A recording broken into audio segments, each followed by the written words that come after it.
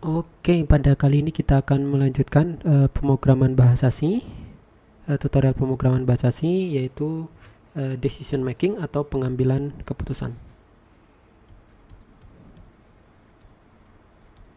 Nah, di pengambilan keputusan ini, pada pemrograman bahasa C, itu ada beberapa cara ya, ada beberapa cara pemrograman bahasa C menyediakan yang disediakan oleh bahasa C. Yang pertama adalah if ya, lalu ada if else ya, lalu ada if ya, if bersarang, lalu nanti ada switch, lalu ada switch bersarang ya, atau bercabang. Nah, di beberapa hal yang tersedia di C ini ya, if itu kalau kita artikan dalam bahasa Indonesia itu adalah jika. Artinya apa? Jika dia memenuhi persyaratan ya, bernilai benar, maka bagian dalam if dijalankan.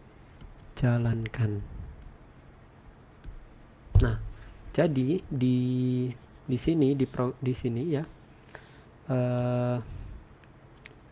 jika benar maka program yang barisan kode yang berada di dalam if itu dijalankan. Begitupun dengan yang lainnya juga.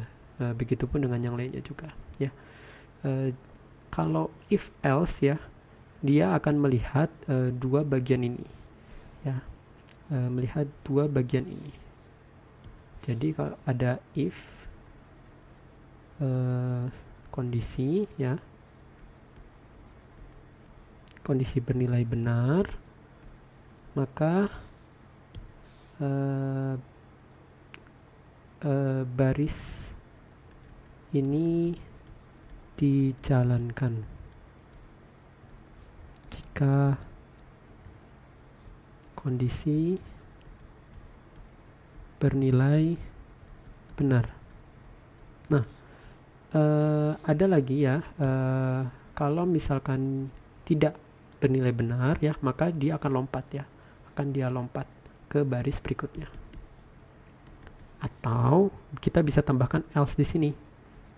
Else ya, kita tambahkan else sehingga nanti ada sesuatu yang bisa kita cari ya, sesuatu yang bisa kita cari selain dari kondisi if. Jadi selain jika kondisi tidak memenuhi, maka dia akan berpindah ke else. Jadi baris ini dijalankan jika kondisi bernilai salah. Nah, jadi ada sebuah kondisi lagi di sini ya, ada sebuah barisan perintah lagi yang mana dijalankan ketika kondisi tersebut tidak memenuhi. Ya, kita ketahui bahwa benar itu bernilai 1 dan salah itu bernilai salah bernilai 0 ya. Salah bernilai 0. Oke. Dan ini nanti kondisi ini ya dikaitkan dengan relasi dan logika. Relasi atau bisa logika di kondisi tersebut ya. Karena nanti logika itu hubungannya ke perbandingan antar relasi ya, sedangkan relasi itu perbandingan antar variabel. Oke, seperti itu ya. Ini if dan else. Dan selanjutnya ini kita hapus dulu.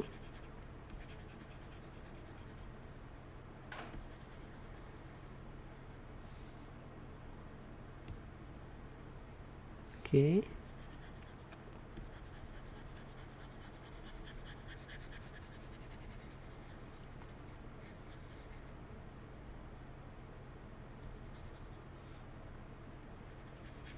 Nah, sudah setelah itu if bersarang ya, ini kita bisa gunakan ya. Untuk if bersarang kita bisa gunakan beberapa if. Jadi misalkan if kondisi 1, kondisi ke-1 ya dijalankan. Kalau kondisi 1 tidak memenuhi, kita bisa lakukan kondisi yang lain. Else if kondisi yang kedua ya, pertama, kedua, terus nanti jika tidak memenuhi, kalian bisa lakukan else yang terakhir di sini. Oke, jadi ketika dua kondisi itu tidak memenuhi, jika kedua kondisi itu tidak memenuhi, mohon maaf. Oke, ini kondisi kedua.